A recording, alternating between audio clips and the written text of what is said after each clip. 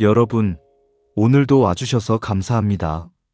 살다 보면 한 번쯤 이런 상상을 하게 됩니다. 언젠가 우리 가족 다 함께 바다를 보며 웃는 날. 아이들은 훌쩍 자라 어른이 되고 우리는 그 곁에서 한 박자 느리게 미소 짓는 장면 말입니다. 그 장면을 마음속에서 수십 번이나 다시 틀어보셨을 거예요. 달력에 빨간 줄을 긋고 항공권을 예매하고 기내에서 먹을 사탕과 멀미약을 챙기고 이번엔 꼭 좋은 기억을 만들자 다짐하며 조심스럽게 가방을 여미던 그 순간까지요. 그런데 집으로 돌아오는 길, 우리는 가끔 이렇게 중얼거립니다. 다시는 같이 안 간다. 그 말이 입술 끝에서 미끄러질 때 가슴 깊은 데서 작은 돌멩이 하나가 툭 떨어지는 소리가 납니다. 사랑하는 사람들과 함께였는데 왜 마음에는 바람만 남았을까요? 우리가 원한 건 함께 쉬는 시간이었는데 왜 실제로는 참고 맞추는 시간이 되어버렸을까요? 오늘 우리는 그 질문을 붙잡아 보려 합니다. 누구의 잘못을 가리기 위해서가 아니라 내 마음이 왜 그렇게 서늘해졌는지, 그 서늘함을 어떻게 따뜻함으로 데울 수 있는지 차분히 끝까지 함께 걸어가 보려 합니다. 이야기의 주인공은 우리 모두입니다. 아이들과 함께 떠났지만 어느새 돕는 사람이 되어버린 엄마. 같은 풍경을 바라보는데 늘 한 발짝 뒤에서 걷고 있는 아버지. 사진에는 밝은 웃음이 남았는데 정작 그 웃음에 내가 없다는 걸 뒤늦게 깨닫는 누군가. 그리고 계산서에 이름만 남기고 마음의 자리는 비워둔 채 돌아오는 사람들. 혹시 이런 순간이 스쳤다면 오늘 이야기는 분명 당신을 위한 시간일 겁니다. 여행이란 사실 어디로 가느냐보다 어떤 속도로, 어떤 마음으로 가느냐가 더 중요합니다. 같은 길을 걸어도 한쪽은 풍경을 천천히 마시고 싶은데 다른 한쪽은 계획표에 체크 표시를 남기고 싶을 수 있죠. 한쪽은 잠깐만 여기 바람 좋다를 말하고 싶은데 다른 한쪽은 시간 없어 다음 코스라고 말할 수 있어요. 그 작은 속도의 차이가 우리 마음의 거리를 넓히곤 합니다. 또 있습니다. 보이지 않게 쓰인 계약서. 소리내어 읽은 적은 없지만 우리는 마음속으로 이렇게 적어둡니다. 엄마가 와주면 편하겠지. 아버지는 한 번쯤 내주실 수 있지. 그 계약서에는 어쩐지 고맙다와 존중한다 사이에 중요한 문장이 빠져 있죠. 그리고 우리는 그 빈칸 때문에 여행이 끝날 때 더 쓸쓸해집니다. 그러니 오늘은 그 빈칸을 채우는 연습을 해보려 합니다. 누구에게 화내는 법이 아니라 내 마음을 미리 말하는 법. 돕는 마음을 품되 내가 사라지지 않게 선을 긋는 법. 같이 쉬자는 약속을 출발 전에 말로 만들어두는 법. 이 시간 동안 우리는 세 가지 창을 차례로 엽니다. 첫 번째 창, 역할의 창입니다.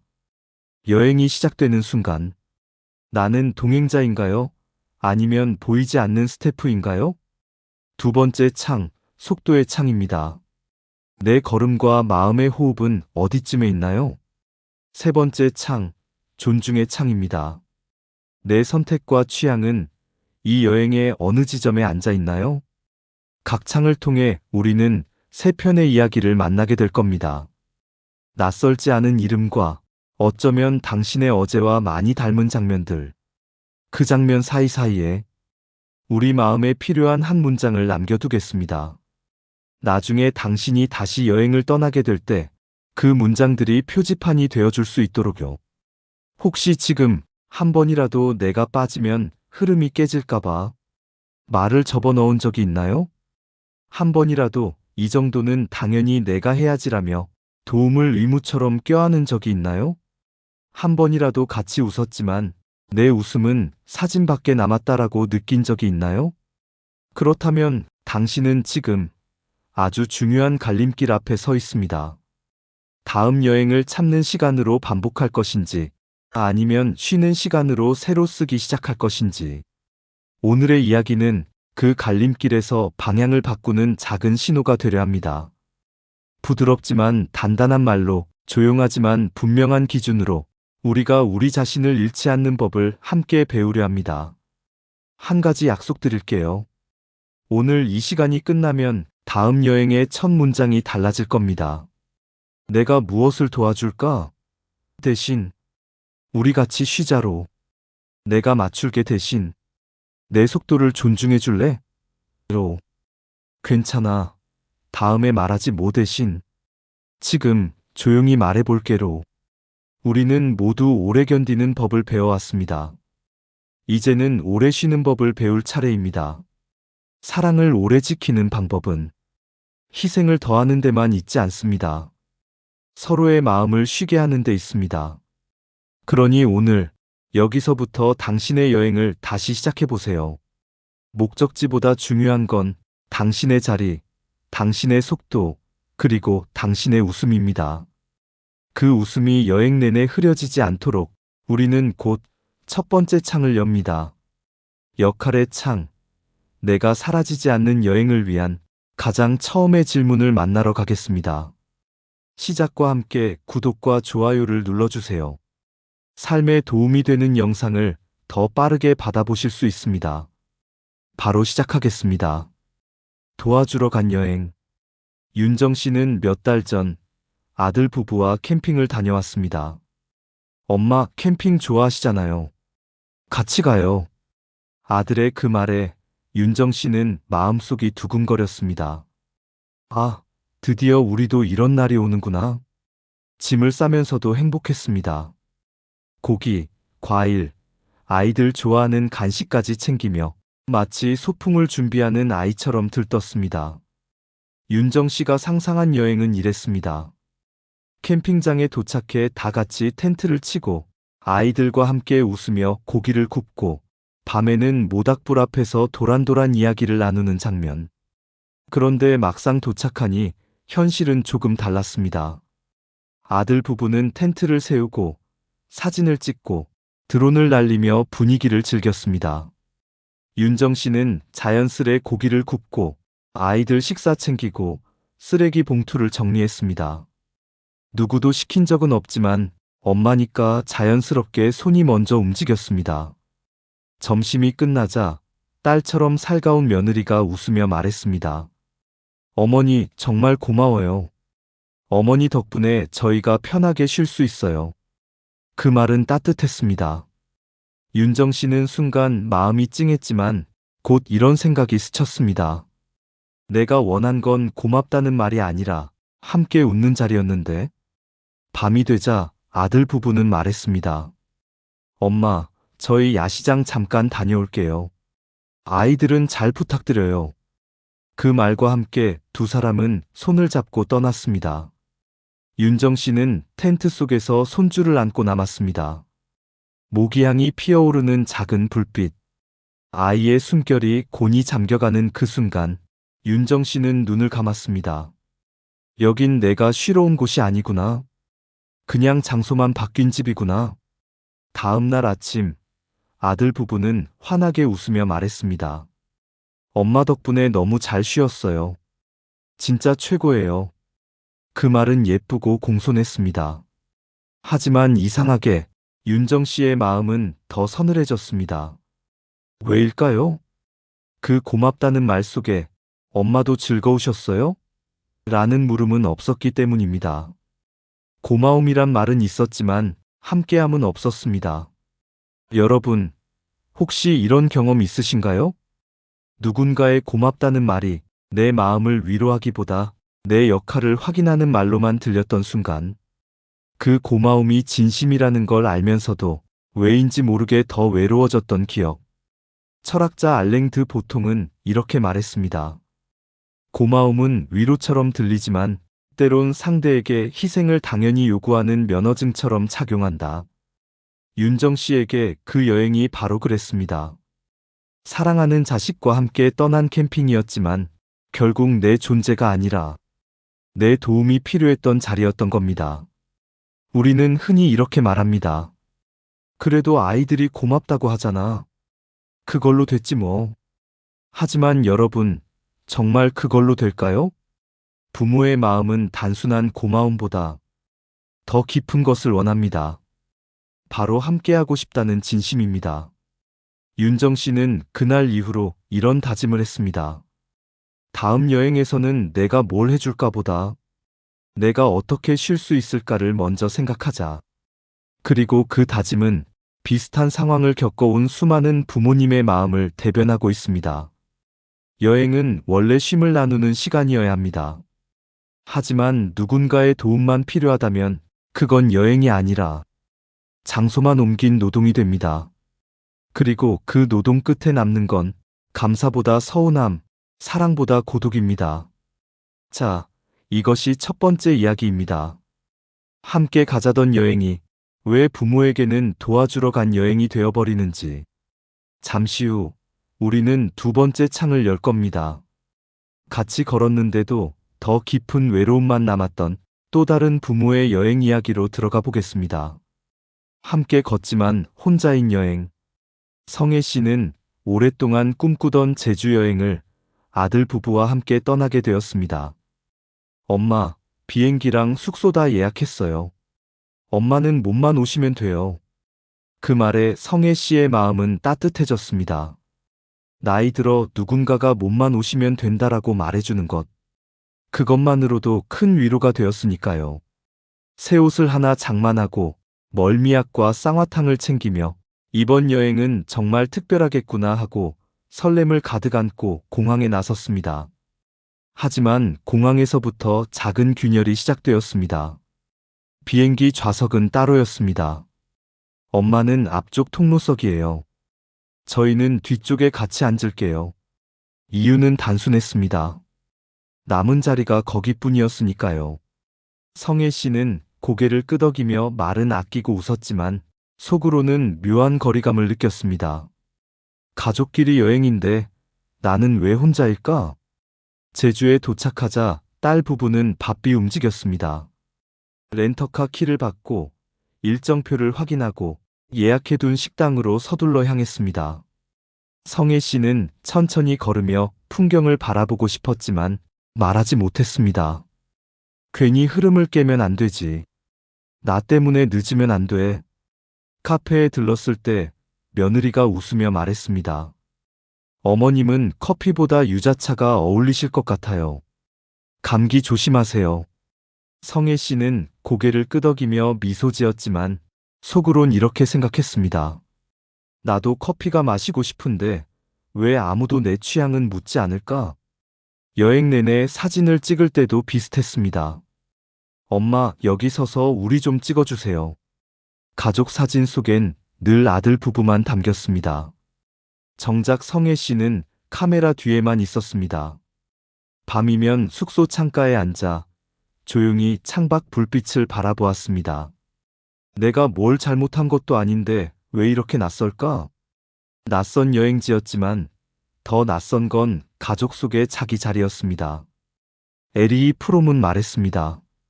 가장 깊은 외로움은 사람들 틈에 있으면서도 단 한 사람도 나를 바라보지 않을 때 찾아온다.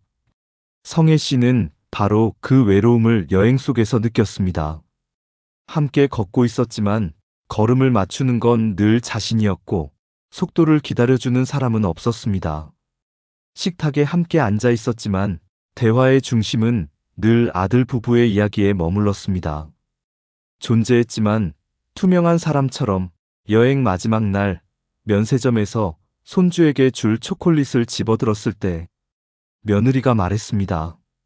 어머님, 그런 건 굳이 안 사셔도 돼요. 올라가면 다 있어요. 성혜 씨는 말없이 초콜릿을 내려놓았습니다. 그리고 마음속으로 중얼거렸습니다.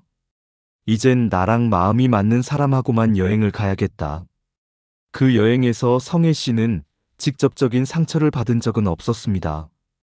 누가 무례하게 굴지도 않았습니다.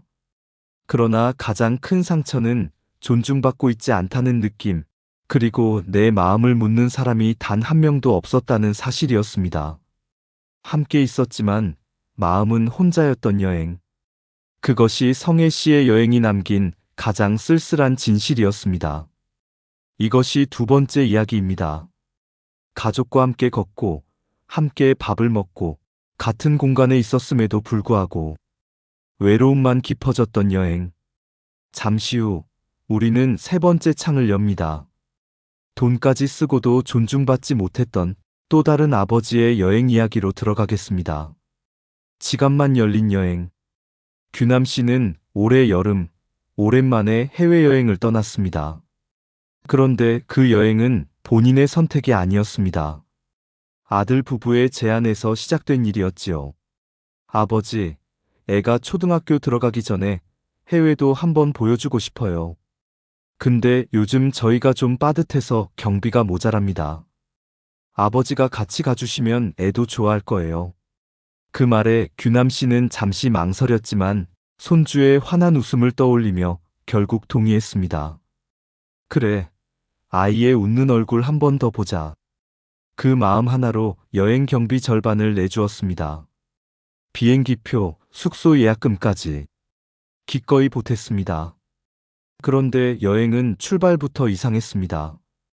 공항에서 아들과 며느리는 서로 눈길조차 주지 않았습니다. 카페 앞을 지나며 며느리가 중얼거렸습니다. 그러니까 내가 처음부터 반대했잖아. 아들은 대꾸도 하지 않은 채 무겁게 걸음을 옮겼습니다. 규남 씨는 그 뒤를 묵묵히 따르며 속으로 생각했습니다. 가족여행이라더니 이게 무슨 분위기지? 첫날 저녁 식당에서 아들이 말했습니다. 아버지, 여긴 제가 예약했는데요. 계산은 좀 부탁드려도 되죠? 규남 씨는 미소를 지으며 고개를 끄덕였습니다. 말은 없었지만 마음 한켠이 무너졌습니다. 숙소로 돌아왔을 때 아들 부부는 각자 휴대폰만 들여다보며 등을 돌린 채 누워 있었습니다. 서로에게 한마디도 하지 않았습니다. 규남 씨는 방 한쪽에 앉아 손주의 잠든 얼굴만 바라보았습니다. 나는 지금 뭘 하러 이 자리에 와 있는 걸까? 둘째 날 해변에서 갈등은 더 커졌습니다. 며느리가 아이를 혼자 두고 멀리 걸어가 버렸고 아들이 뒤따라가며 소리쳤습니다. 왜 너는 애한테 신경도 안 써? 내가 다 알아서 해야 돼? 그 순간 규남 씨는 아무 말도 하지 못한 채 손주 손만 꼭 잡고 있었습니다. 바다바람이 세차게 불었지만 그의 마음은 더 차갑게 얼어붙고 있었습니다. 셋째 날 저녁 예약해둔 고급 식당에서 아들이 또 말했습니다. 아버지, 이번 식사도 좀, 저희가 요즘 진짜 빠듯해서요. 규남 씨는 웃으며 지갑을 열었습니다. 하지만 그 웃음 뒤에서 마음은 뚝 하고 꺾였습니다. 그 순간 깨달음이 찾아왔습니다. 나는 초대받은 손님이 아니구나. 내가 필요한 건 내 존재가 아니라 내 지갑이었구나. 그는 여행 내내 눈치를 보았습니다. 말 한마디 꺼내는 것도 조심스러웠습니다. 식사 자리에서도 길을 걸을 때도 자신의 감정과 표정을 꼭 눌러 담아야 했습니다. 가족과 함께 있었지만 단 한 번도 존중받고 있다는 느낌을 받지 못했습니다. 심리학자 아담 갈린스키는 이렇게 말했습니다. 도움은 받는 사람을 살찌우지만 주는 사람의 마음을 가장 외롭게 만든다. 규남 씨가 느낀 건 바로 그 외로움이었습니다. 지갑은 열려 있었지만 마음은 굳게 닫혀버린 외로움. 그 여행이 끝난 뒤 규남 씨는 집에 돌아와 생각했습니다. 내가 바란 건 손주의 웃음이었는데 결국 남은 건 씁쓸한 기억뿐이구나. 돈은 썼지만 정작 마음은 쓰이지 못한 자리. 존재는 있었지만 존중은 사라진 자리. 그것이 규남 씨가 다녀온 여행의 진실이었습니다. 이것이 세 번째 이야기입니다. 누군가의 사랑이 아니라 누군가의 필요 때문에 불려간 자리. 그리고 그 끝에 남는 건 고마움도 아닌, 존중도 아닌 그저 공허한 외로움뿐이었습니다. 부모가 외로워지는 이유. 여러분, 지금까지 세 가지 이야기를 들으셨습니다. 같은 여행인데도 부모에게 남은 건 설렘이나 행복이 아니라 서운함과 외로움이었습니다. 왜 이런 일이 생길까요? 사랑하는 자식과 함께였는데도 왜 부모는 혼자라고 느끼게 되는 걸까요? 첫째, 속도가 다릅니다. 자식들은 성큼성큼 걷습니다. 계획된 코스를 소화하려고 발걸음을 재촉합니다. 하지만 부모의 걸음은 다릅니다.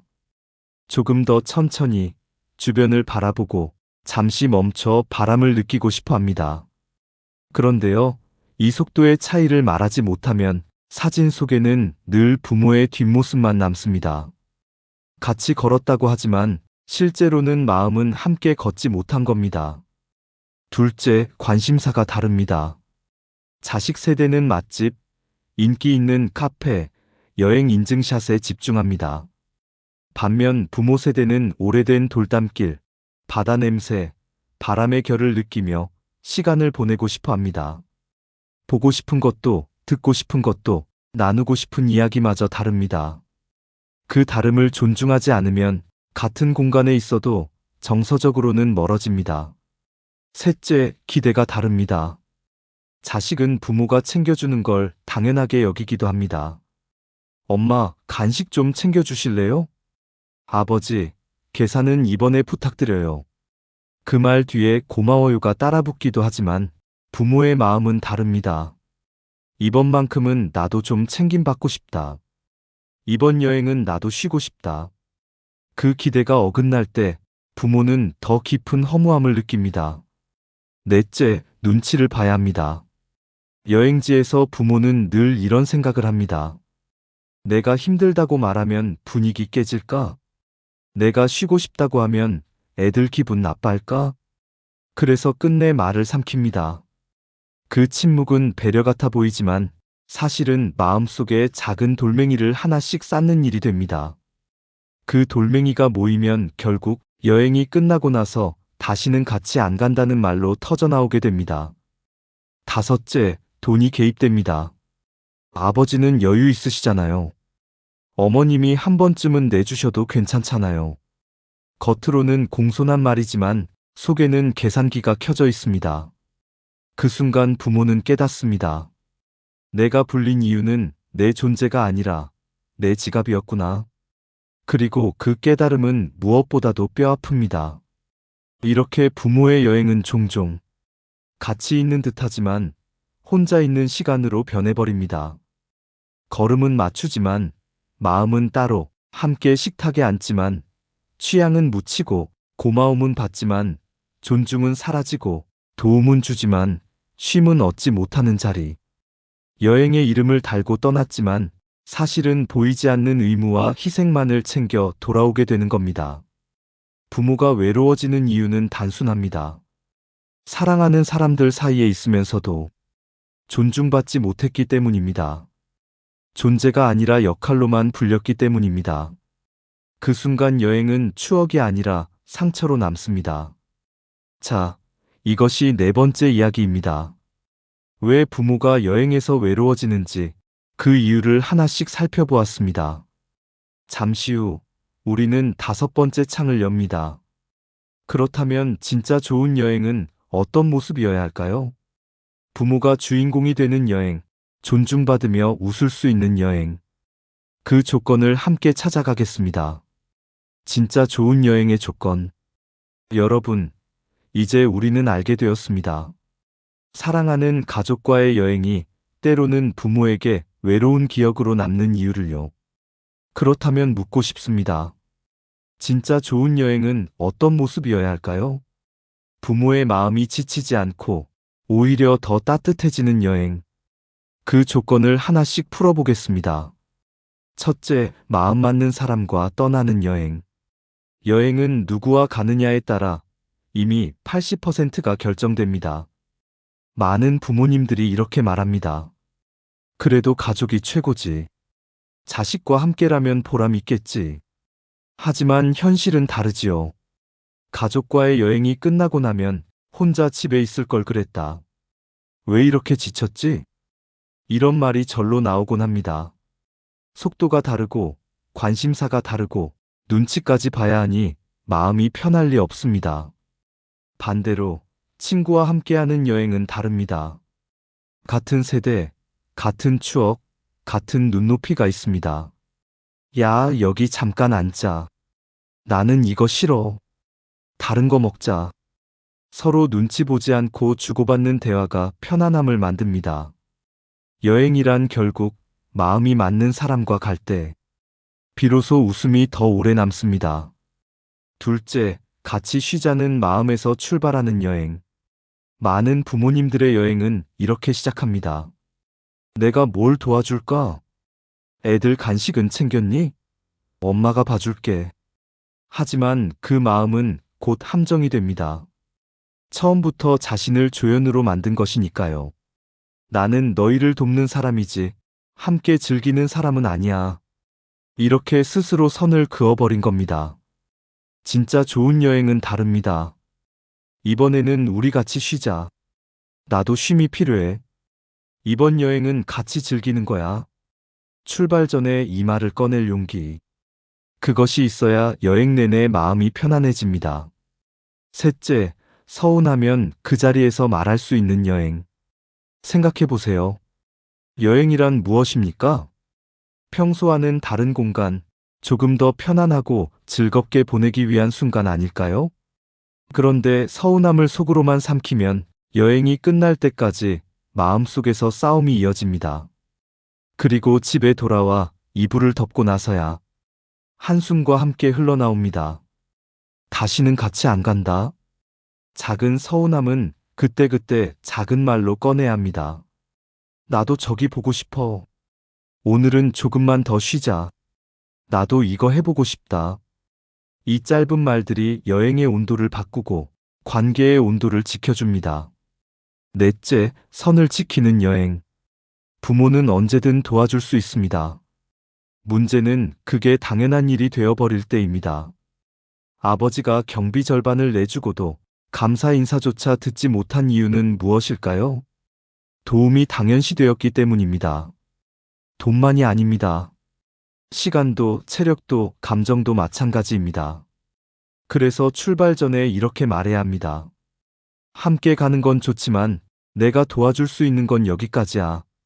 나도 즐기러 가는 거니까. 선을 정중히 그러나 단호하게 그어두면 여행은 훨씬 더 건강한 관계 속에서 이루어집니다. 다섯째, 나의 속도를 지킬 수 있는 여행. 여행에서 가장 흔한 갈등은 바로 속도 차이에서 시작됩니다. 자식은 엄마 빨리요. 아버지, 다음 일정 있어요. 부모는 잠깐만, 여기 좀 더 보고 싶은데. 문제는 이 속도 차이를 말하지 못하고 참는 데 있습니다. 내가 민폐가 될까봐, 일정 흐름을 깨면 안 될까봐, 입을 다물어 버리는 겁니다. 하지만 여행은 일정을 모두 소화하는 자리가 아닙니다. 내 기분을 지켜주는 자리입니다. 그래서 출발 전에 분명히 이야기해야 합니다. 나는 일정이 빡빡한 여행은 안 맞아. 나는 천천히 보고 느끼고 싶어. 그리고 여행 중에도 주저하지 말아야 합니다. 난 이쯤에서 좀 쉬고 있을게. 여기 너무 좋네. 조금만 더 있다 가자. 이 한마디가 내 여행을 살립니다. 그리고 그 여행을 좋은 기억으로 남깁니다. 이 5가지 조건을 기억해 두세요.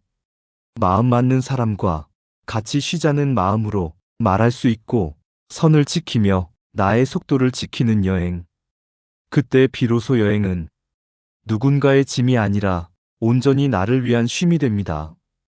여행은 결국 장소보다 마음이 더 중요합니다. 내가 어떻게 불렸는지, 내가 어떤 자리에 있었는지가 그 여행의 기억을 결정합니다. 진짜 좋은 여행은 내가 존중받고 있음을 느끼는 순간에 완성됩니다. 이것이 5번째 이야기입니다. 부모에게 진짜 좋은 여행의 조건. 잠시 후 우리는 마지막 창을 엽니다. 삶 전체를 위한 메시지를 함께 나누겠습니다. 여러분, 오늘 우리는 3가지 여행 이야기를 함께 걸어왔습니다. 도와주러 갔다가 지쳐 돌아온 엄마의 이야기, 같이 걸었지만 마음은 홀로 남은 엄마의 이야기, 지갑만 열었을 뿐 존중은 받지 못한 아버지의 이야기. 모두 사랑하는 가족과 함께한 여행이었습니다. 그러나 그 여행 끝에 남은 건 따뜻함이 아니라 외로움과 서운함이었습니다. 그 이유는 단순합니다. 존재가 아닌 역할로만 불렸기 때문입니다. 엄마 와주셔서 고마워요. 라는 말 속에 엄마의 쉼은 없었습니다. 아버지, 이번에도 부탁드려요. 라는 말 속에 아버지의 존중은 없었습니다. 사랑이라는 이름으로 함께했지만 존중이 빠진 여행은 결국 상처로 남게 됩니다. 하지만 희망은 있습니다. 우리가 조금만 다르게 시작한다면 여행은 다시 따뜻한 추억이 될 수 있습니다. 내가 뭘 도와줄까? 대신 우리 이번엔 같이 쉬자. 괜찮아. 다음에 말하지 뭐. 대신 지금 이 순간 내 마음을 조용히 전해볼게. 내가 맞춰야지. 대신 내 속도도 존중해줬으면 해. 이렇게 작은 말과 작은 용기가 여행의 기억을 바꿉니다. 그리고 그 기억은 가족의 관계까지 지켜줍니다. 프랑스 철학자 몽테뉴는 이렇게 말했습니다. 여행이란 새로운 풍경을 보는 것이 아니라 새로운 시선으로 나 자신을 바라보는 일이다. 결국 여행은 장소가 아니라 내가 어떤 태도로 그 시간을 살아내는가의 문제입니다. 혹시 여러분도 기억나시나요? 이불을 덮고 조용히 한숨을 삼키던 여행, 사진 속엔 웃음이 가득했지만 정작 내 마음은 빠져있던 여행. 그 기억 위에 이제는 새로운 줄을 써보시길 바랍니다. 누구를 위한 여행이 아니라 온전히 나 자신을 위한 여행. 남의 속도를 따라가느라 내 마음을 잃는 시간은 이제 그만두어도 좋습니다. 여러분, 다음 여행은 이렇게 시작해보세요. 짐을 싸기 전에 마음에 먼저 다짐하는 겁니다. 나는 이번 여행에서 사라지지 않겠다. 나는 이번 여행에서 내 웃음을 꼭 남기겠다. 그 순간 여행은 단순한 이동이 아니라 삶을 새롭게 바라보는 작은 기적이 될 겁니다. 오늘도 끝까지 함께 해주셔서 감사합니다. 여러분의 삶이 언제나 따뜻한 여행이 되시기를 진심으로 바랍니다. 그리고 혹시 이 이야기가 마음에 닿았다면 여러분의 경험을 댓글로 나눠주세요. 당신의 한 문장이 누군가의 마음을 위로하고 또 다른 이의 여행을 바꿀 수 있을 테니까요. 오늘도 여러분의 행복을 빕니다.